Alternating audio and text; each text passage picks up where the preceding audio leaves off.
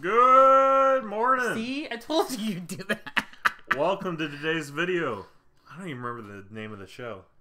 Shiny happy people? Maybe. Yeah, I Yeah. just kept calling it Happy People. Yeah, I kept calling it shiny people. We decided we're going to do a review on a TV series, short docu-series. But, yeah, it was interesting. So, it's about the Duggars. Well, not just the Duggars, really the Institute for something. IBMI? IBLP. Oh, IBLP. As they called it in the show, which is basically a fundamentalist. They called it a cult in the show, but a fundamentalist group that really heavily emphasizes a lot of different elements of the Christian faith, but with some twists and some questionable practices. And the vast majority of the show kind of focused on specifically the Duggars because they're one of the most popular families that followed a lot of the teachings of Bill Gothard, who was the leader of the IBLP. And I think he's still alive.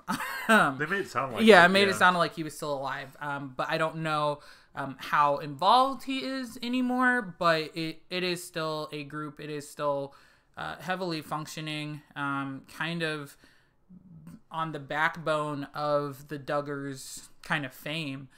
So a lot of people have left and joined. And the show just kind of explores some elements of that. I just thought it'd be an interesting show to watch. Everybody was watching it, and so there was a lot of talk online about it, and I just thought it'd be interesting to kind of bring that to you guys, the viewers, even though this is not my channel. Yeah, but no, I'm down for it. We watched it together, so we it was interesting. And like one of my friends pointed out, Eric, I don't know if he'll watch this or not, but he pointed out that each episode, like it got worse and worse, like the more they told about it. Like, because you start off, it was just kind of like, oh, okay. I mean, it's not that terrible, but then they get into the fact that Josh Duggar, the son of Jim Bob Duggar, it was Josh that was molesting his sisters, and then his dad and the church. Well, I don't know about church, but Ivy. Well, yeah, I mean, like it is technically a church, and a lot of people. Well, since I actually watched the 19 Kids and Counting, like. Oh, you did? Yeah, like all of it. Yeah. Oh. I didn't watch the spinoff with Jill and Jessa though, because I think by that point I was in college, or just finishing college, so I just didn't. But a lot of people, when I was watching it, we were all under the impression that they were just like a weird sect of Southern Baptists, which is partially true. That they did come out of the Southern Baptist / Missionary Baptist of the South, and then they kind of started going to all of these conventions, and it kind of blew up into this kind of big church thing where they pretty much go to these conventions and do like church camps and all this stuff, but everything else is kind of run through their home. So they would have kind of like a meeting in their home, or like a Quaker meeting. I was thinking more of like a Methodist meeting in, the 19th century. But I mean, just kind of doing it more from the home standpoint and not through necessarily an actual church building. Although the vast majority of people that follow the IBLP teachings do, I think, have a church home or a church base of some sort. Yeah. Well, I mean, they even said in the show that the idea was to bring those teachings home to your churches and spread it. Yeah. Which is concerning. Which is what they did. Yeah. It's some of their teachings, I mean, we could talk a little bit about that, but some of them, I felt like they were based upon biblical teachings, but then they they kind of extended it to fit Yeah. their narrative. I don't know if extended. I mean, yeah. Yeah, I mean, it's all been twisted, which I think, and we were talking about before we started recording, is the show, at least for me, highlighted a lot of issues that I have with the modern day evangelical church. Not so much like with my own faith, but just with the organized religious part of it. Like I do go to church, and like I'm heavily involved in my church and in ministry, but not in a derogatory, controlling way in any way, shape, or form. And that was, I think, what really just kind of stuck out to me, of just like seeing how much of it was seeping into various churches that I visited, people that I know, people that like I went to college with or that I went to high school with, and just like, you know, I didn't know it then and I know it now. And looking at it, it's just like, oh my gosh, like that was their life. That is what they lived through. Or even, you know, like, how do I, you know, best approach people that maybe are coming out of being in such a controlling environment like that. But I think it also highlights some of the reasons that a lot of people in our generation have left the church and left organized religion. It really kind of falls into this whole, you tried to control me for so long, or you experienced church hurt. And that is all part of what the IBLP was teaching, was basically create this mass market church hurt situation. Mm-hmm. Yeah, no, I don't know. It was definitely an interesting show, interesting docuseries to learn more about it and see, because like I didn't watch 19 Kids and Counting. That's, I don't know, it's crazy to think to have 19 kids. That's excessive. I mean, even the Brady Bunch seemed like it was excessive, and they only had 6 kids. But and it wasn't all from the same. Yeah. So I don't know. It's just interesting, but it also goes to show, like, there are times where the church will hide problems that shouldn't necessarily be hidden. For example, Josh Duggar, being a sex offender, was watching child porno and was molesting his sisters. Like, that's something that you shouldn't really just brush under the rug, so to speak. But I don't know, some of it, like, because they were also homeschooled and stuff, so like some of the homeschool mindset I was more in tune with because I was homeschooled as well, and I kind of can understand to an extent, though that some of their homeschooling, or not some of, but all of their homeschooling curriculum was very warped and not actual, like, learning. Like, it was more, I don't know, like, it wasn't like actual school. Like, I don't know how it's legal per se.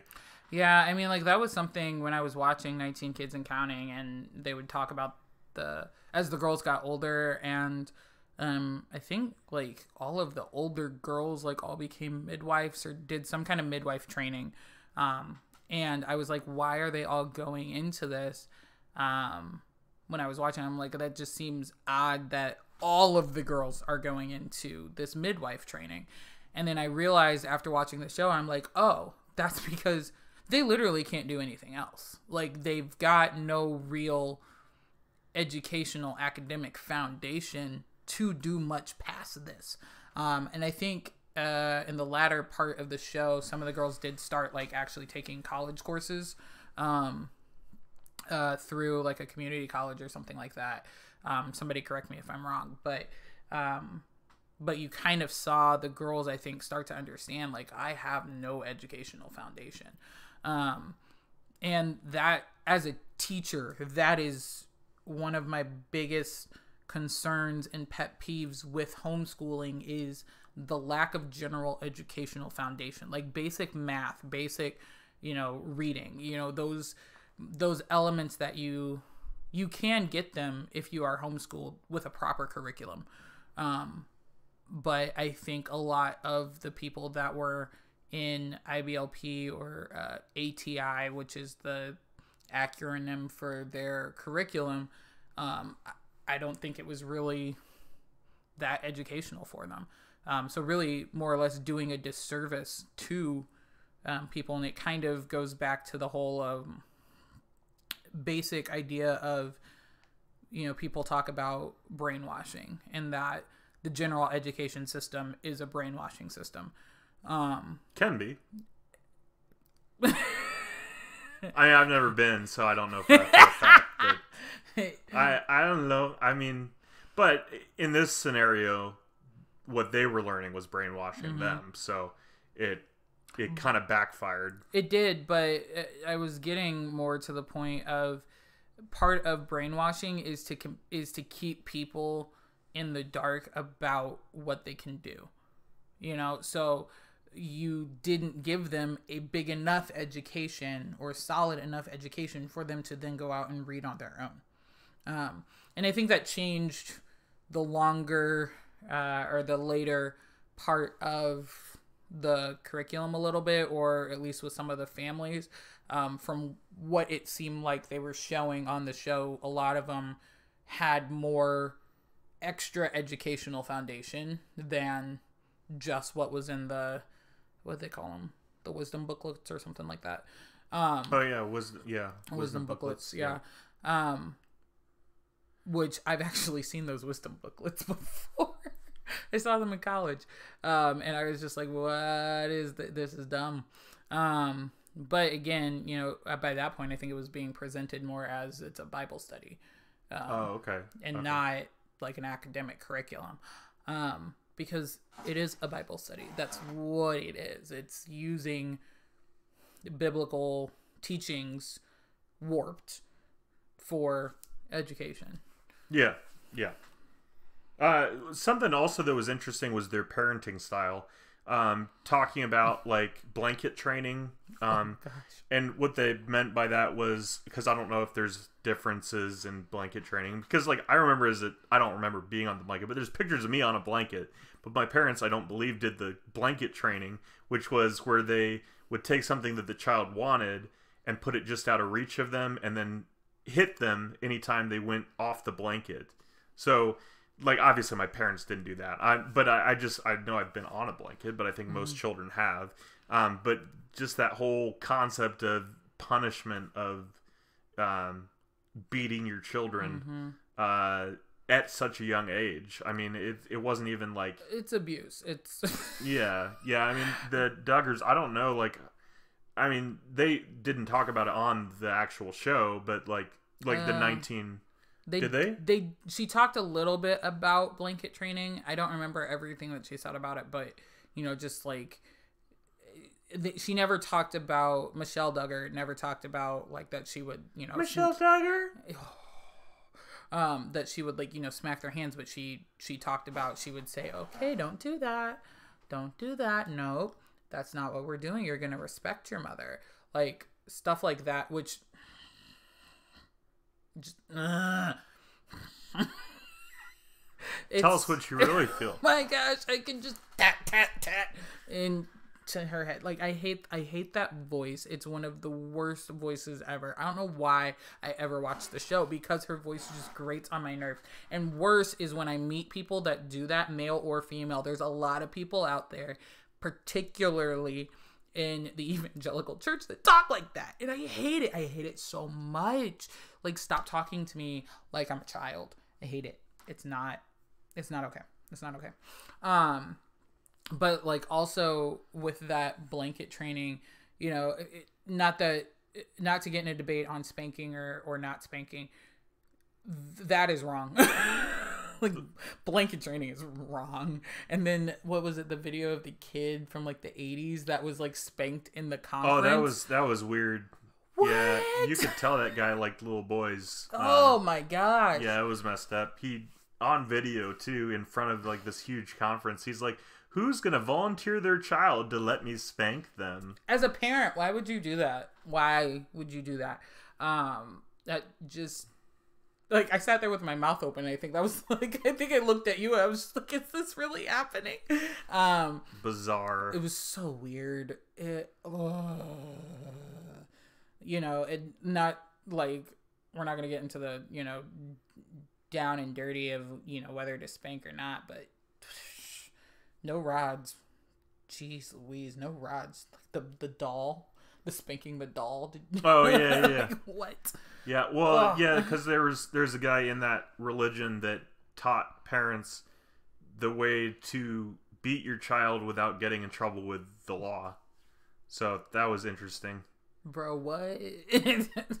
Yeah. I said bro what a lot in that episode.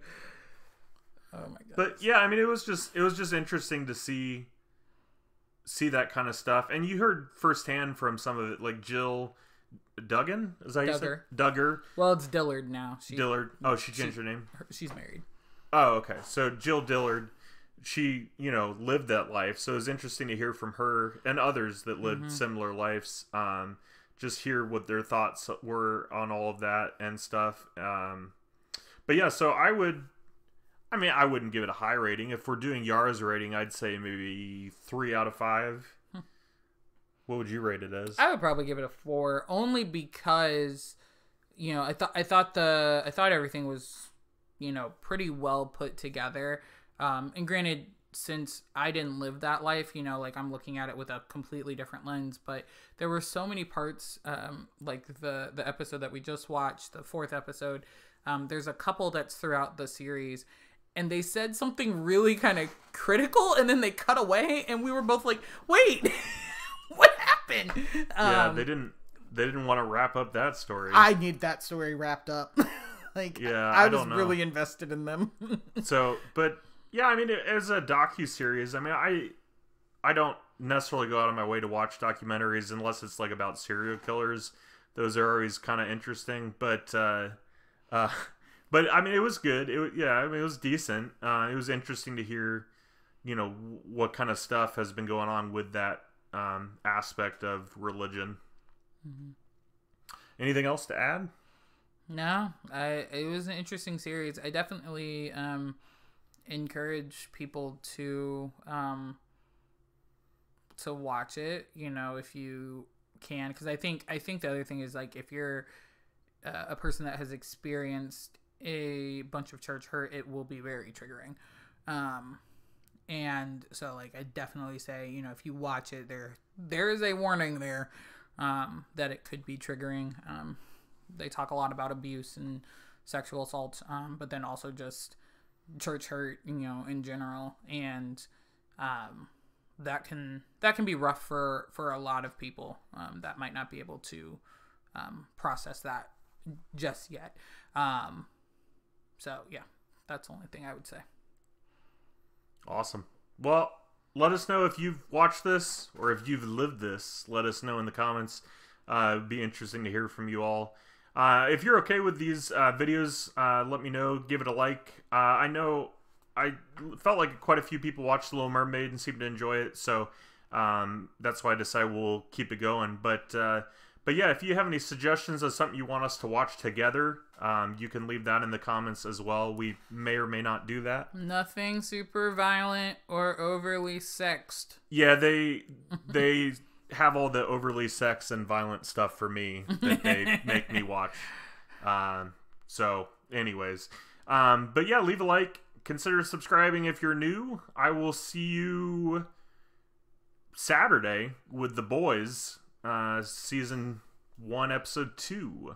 And if you're interested in RuneScape, I have a short video on Wednesday coming out. I figure I'll post this one Tuesday. Is that okay? Sure. And if you have been interested in books and you didn't come join my channel, I will have another book review out this week.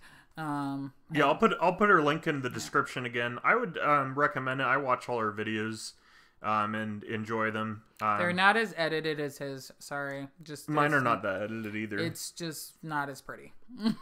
Have you seen my videos? Yes, they're better than mine. I don't know about that, but anyways, I'll see you all later. Bye. Bye.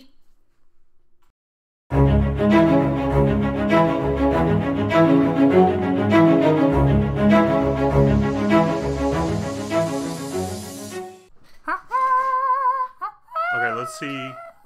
Hello. Hello. Hello. It's going yellow. Yellow.